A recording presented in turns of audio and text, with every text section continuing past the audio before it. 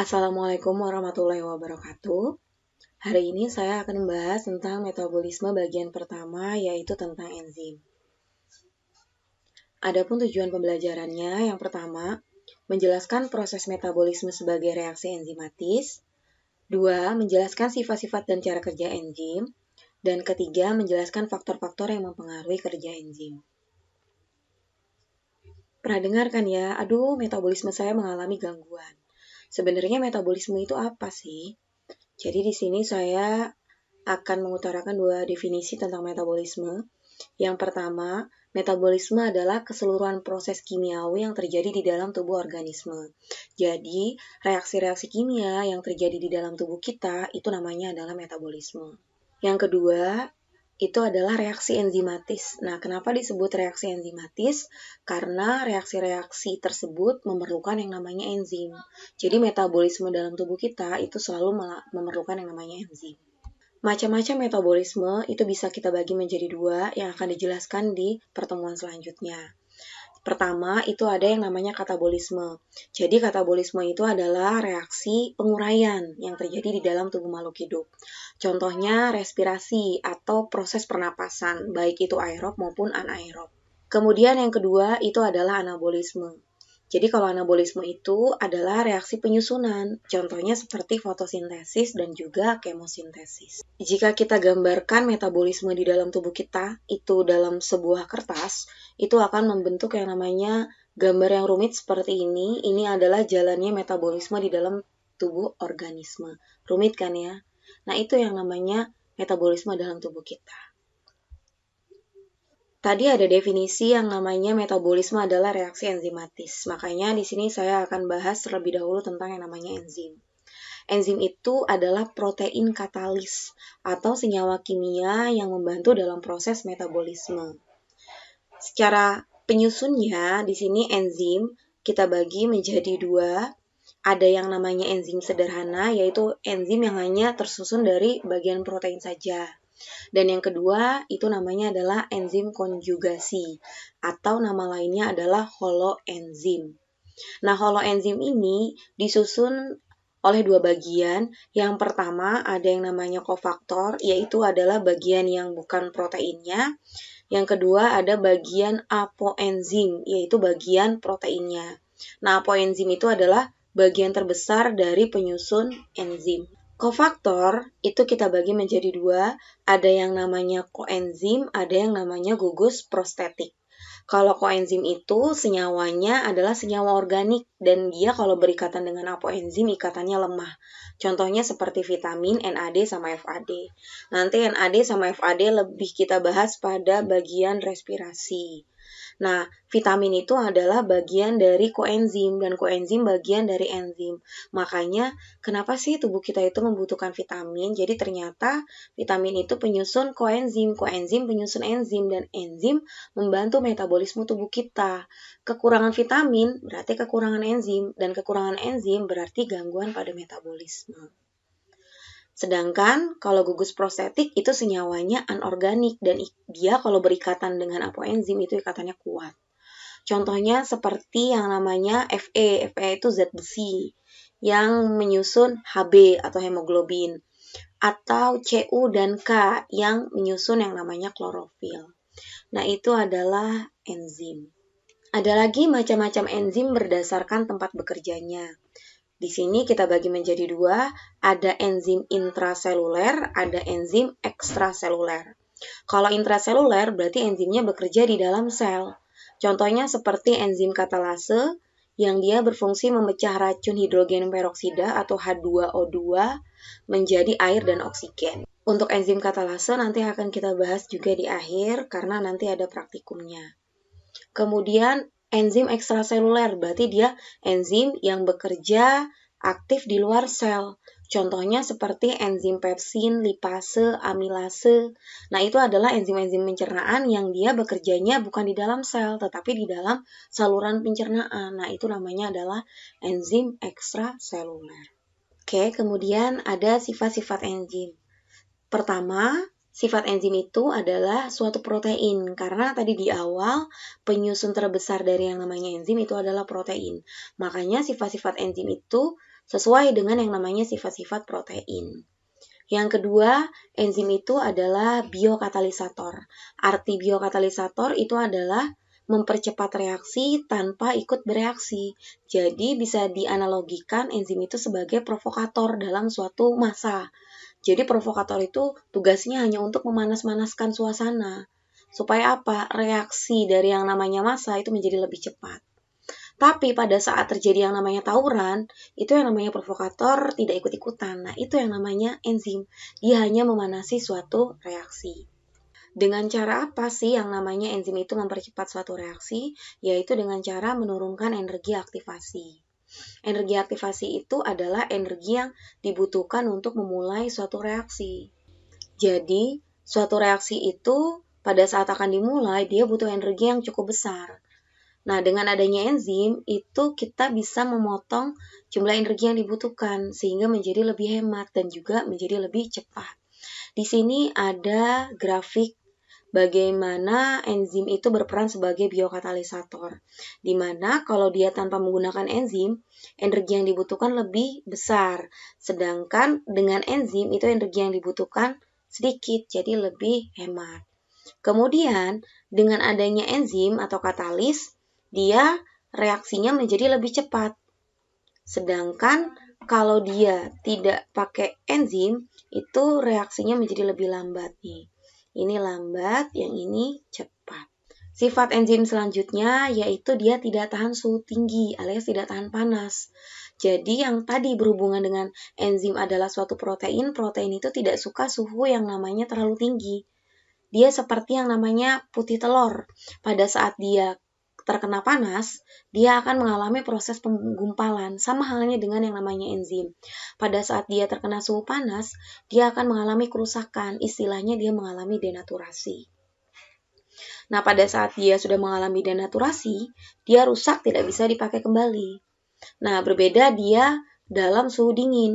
Kalau suhu dingin dia mengalami yang namanya inaktif. Inaktif itu berarti dia tidak bereaksi. Tetapi kalau suhunya kembali normal, dia bisa bekerja kembali. Itu bedanya ya. Kalau denaturasi rusak tidak bisa dipakai lagi, kalau inaktif itu bisa dipakai kembali kalau suhunya normal. Kemudian yang keempat, enzim itu bekerja spesifik. Arti spesifik itu berdasarkan dengan jenis substrat. Jadi bisa dibilang enzim itu adalah tipe yang setia. Jadi kalau pasangannya itu, yaitu itu saja. Contohnya seperti ini. Ada enzim amilase, substratnya ya amilum. Amilase tidak akan bekerja pada substrat protein ataupun yang namanya lemak. Jadi dia kerjanya spesifik. Kelima, enzim itu kerjanya bolak-balik. Jadi dia tidak menentukan arah reaksi. Nah, di sini ada contoh lemak. Nah, lemak itu bisa dipecah oleh lipase menjadi gliserol dan juga asam lemak. Bisa juga lipase menyusun gliserol dan asam lemak menjadi lemak. Jadi dia bisa menyusun, bisa juga mengurai. Makanya disebut kerjanya bolak-balik. Nah, karena kerjanya bolak-balik, tidak ikut bereaksi, makanya enzim itu tidak diperlukan banyak dalam tubuh. Dia hanya dibutuhkan dalam jumlah yang sedikit. Selanjutnya adalah cara kerja enzim. Cara kerja enzim itu ada dua. Yang pertama itu lock and key atau gembok kunci yang dikemukakan oleh Emil Visser. Yang kedua adalah induce fit atau kecocokan terinduksi yang dikemukakan oleh Daniel Kosland. Untuk lock and key itu artinya di sini enzim berperan sebagai gemboknya. Sedangkan kalau yang namanya substrat itu berperan sebagai kunci, di mana sisi aktif dari enzim, ini sisi aktifnya, itu dia lebih kaku atau tidak fleksibel, jadi hanya cocok untuk satu jenis substrat saja.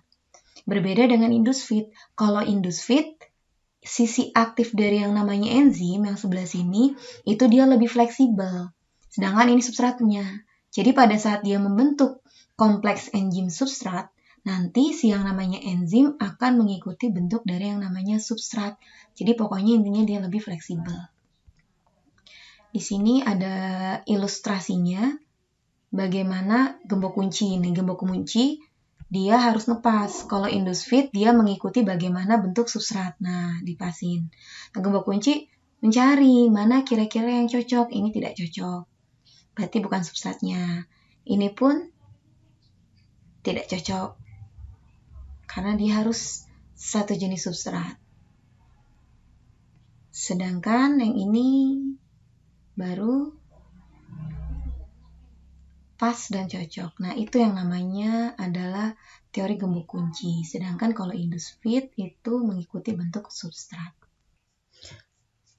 Selanjutnya, faktor-faktor yang mempengaruhi kerja enzim. Di sini ada 7 faktor yang mempengaruhi kerja enzim. Pertama ada suhu, pH, inhibitor, zat hasil atau produk, aktivator, konsentrasi enzim, dan konsentrasi substrat. Oke, kita bahas satu-satu. Yang pertama itu adalah suhu. Seperti yang diketahui, yang namanya enzim itu penyusun terbesarnya adalah protein. Makanya pada saat dia terkena suhu yang tinggi, itu menyebabkan enzim itu mengalami yang namanya denaturasi. Sedangkan pada suhu rendah, dia mengalami inaktif sehingga reaksinya menjadi lebih lambat. Nah, enzim itu ada kerja optimumnya, yaitu sesuai dengan suhu normal tubuh makhluk hidup. Di sini ada range untuk suhu tubuh normal makhluk hidup sekitar 30-40 derajat Celcius. Makanya di sini ada grafik yang menggambarkan bagaimana aktivitas enzim pada suhu. Kalau suhunya di bawah 30 derajat, dia aktivitas enzimnya rendah dan akan mulai meningkat seiring dengan penambahan suhu.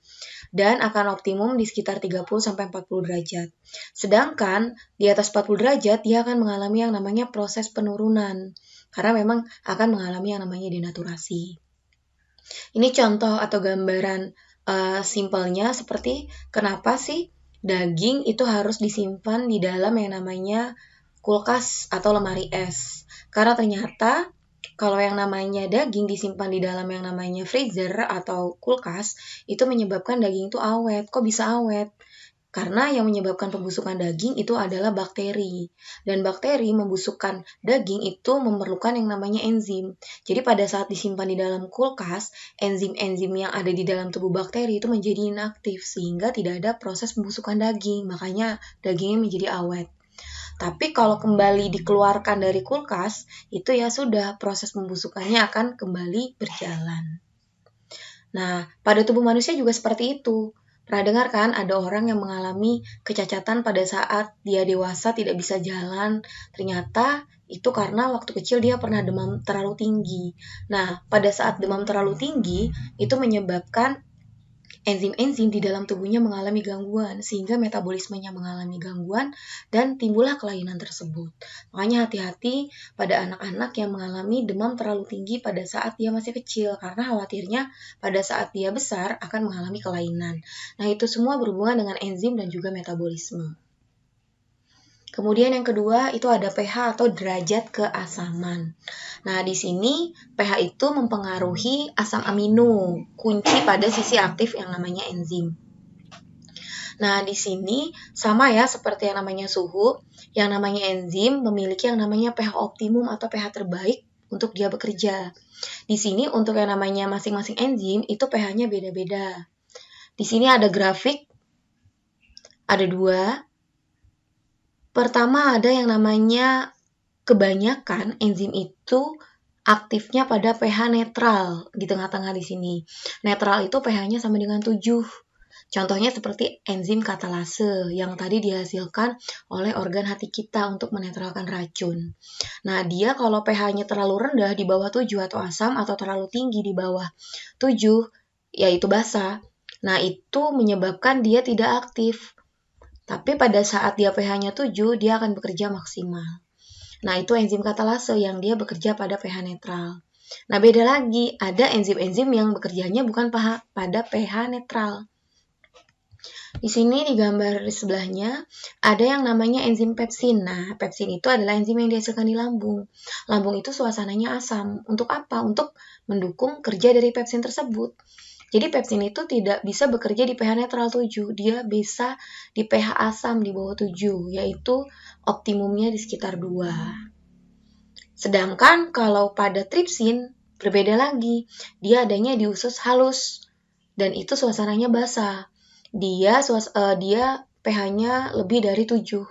Jadi kalau misalnya asam, dia tidak bekerja, netral juga tidak bekerja dengan baik, dia optimumnya di suasana basah. Jadi nanti itu tergantung bagaimana soal. Untuk yang namanya pH setiap enzim berbeda-beda tergantung jenis enzimnya apa.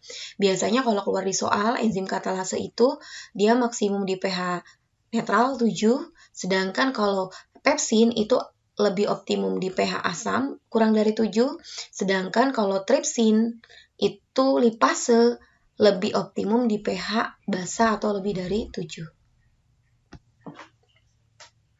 Selanjutnya ada konsentrasi enzim dan konsentrasi substrat. Jadi, kalau konsentrasi itu jumlah atau banyaknya. Kita bisa pakai logika, kalau semakin banyak enzim, kecepatan reaksi akan makin cepat. Iya, semakin banyak provokator, reaksi akan menjadi lebih cepat. Makanya, gambar grafiknya semakin banyak konsentrasi enzimnya, berarti kecepatan akan semakin tinggi. Nah, berbeda untuk yang namanya konsentrasi substrat. Jadi, konsentrasi substrat itu reaksinya hanya meningkat di awal saja. Kemudian akan konstan selanjutnya karena semua substrat sudah berikatan. Dan ada inhibitor atau penghambat. Inhibitor itu bisa digambarkan sebagai pengganggu alias orang ketiga. Nah, inhibitor itu ada dua macam. Ada inhibitor kompetitif, ada inhibitor non-kompetitif. Bedanya apa? Kalau inhibitor kompetitif itu penghambat atau orang ketiganya itu mirip seperti substrat. Sehingga dia bersaing dengan yang namanya substrat untuk berikatan dengan enzim. Di sini ada gambaran enzim yang berwarna biru, kemudian ini sisi aktifnya. Nah, ada substrat, ada yang mirip nih, pengganggunya yang warna kuning. Dan dia bentuknya mirip, jadi bersaing dia duluan untuk berikatan dengan yang namanya substrat. Terjadi dengan yang namanya enzim maksudnya. Jadi terjadi yang namanya kompetisi. Nah, beda dengan non-kompetitif. Jadi, inhibitor itu menempati sisi lain selain sisi aktif dari substrat, sehingga merubah sisi aktif substrat. Jadi, dia orang ketiga, tapi dia tidak menempati sisi aktif ini.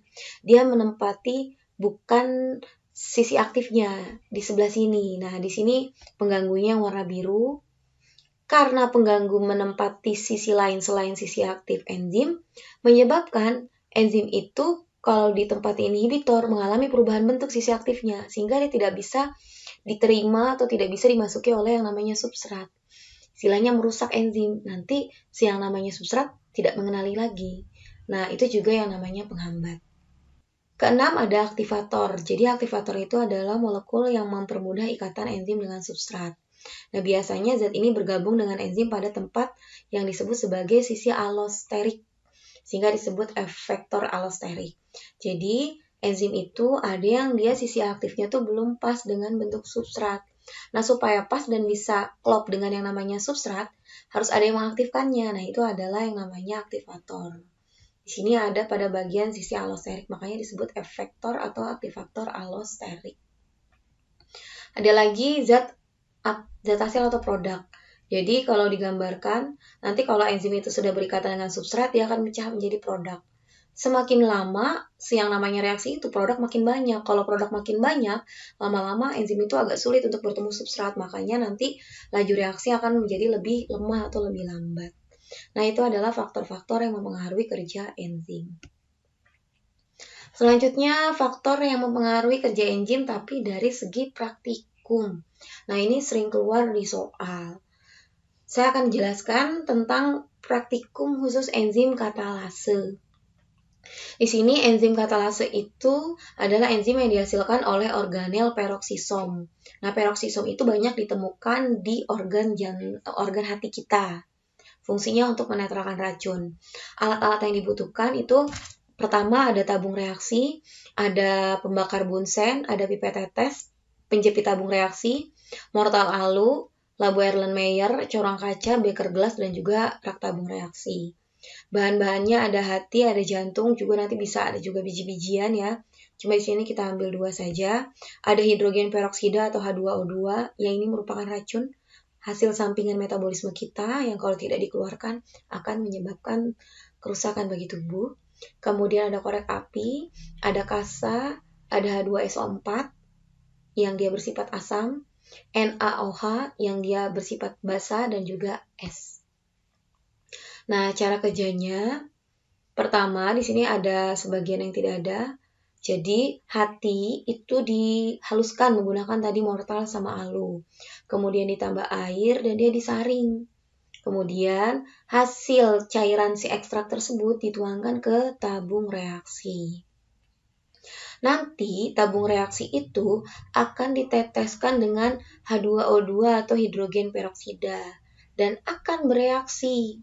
Pada saat jari kita menutup, itu akan terbentuk yang namanya gelembung-gelembung dan juga adanya tekanan pada tangan penutup jari kita tadi di tabung reaksi. Nanti akan terbentuk ada embun. Embun itu adalah H2O-nya. Kemudian nanti ada gelembung-gelembung udara dan itu adalah oksigennya. Nah, di sini untuk membuktikan adanya H2O atau air itu bisa terlihat dari embun yang terbentuk pada dinding kaca dari tabung reaksi. Sedangkan kalau untuk membuktikan oksigen itu menggunakan bara api. Jadi sebenarnya proses pembakaran itu memerlukan oksigen. Jadi kalau tidak ada oksigen itu tidak ada kebakaran sebenarnya ya. Nah, makanya untuk membuktikan adanya oksigen, kita nanti membakar lidi, kemudian ditiup hanya tersisa bara api, dan bara api itu kita masukkan ke dalam tabung reaksi tadi. Kalau tadi bara api yang nggak ada apinya tiba-tiba ada apinya, oh berarti di dalam ada oksigennya. Tetapi kalau tidak ada, berarti tidak ada oksigen. Berarti tidak ada reaksi perubahan hidrogen peroksida atau H2O2 menjadi H2O dan juga O2. Nah, nanti hasilnya bisa berupa tabel. Di sini sebenarnya ada beberapa perlakuan, ada yang dia normal. Normal itu si tabung reaksinya tidak dikasih apa-apa, pokoknya cuma ekstrak hati langsung ditambah H2O2. Nanti gelembungnya banyak, kemudian apinya menyala terang, berarti ada oksigennya. Sedangkan kalau yang namanya ditambahkan NaOH ataupun HCl yang bersifat basa kemudian bersifat asam, dia gelembungnya sedikit, itu berarti reaksinya sedikit. Dan apabila dipanaskan atau direndam dikasih es batu sama gelembungnya sedikit, berarti reaksinya juga nggak ada atau sedikit. Dan itu bisa diambil kesimpulan bahwa kalau enzim katalase itu sukanya dalam kondisi yang netral atau normal, tidak dalam kondisi asam atau basa, tidak dalam kondisi panas atau dingin. Makanya bisa diambil kesimpulan enzim katalase itu kerjanya dipengaruhi sama lingkungan, khususnya pH dan juga suhu. Dan dia kerja optimumnya pada pH netral yang sama dengan 7 dan suhu normal saja. Nah, mungkin itu saja yang bisa saya sampaikan. Mohon maaf apabila ada kesalahan. Sekian dari saya. Terima kasih. Assalamualaikum warahmatullahi wabarakatuh.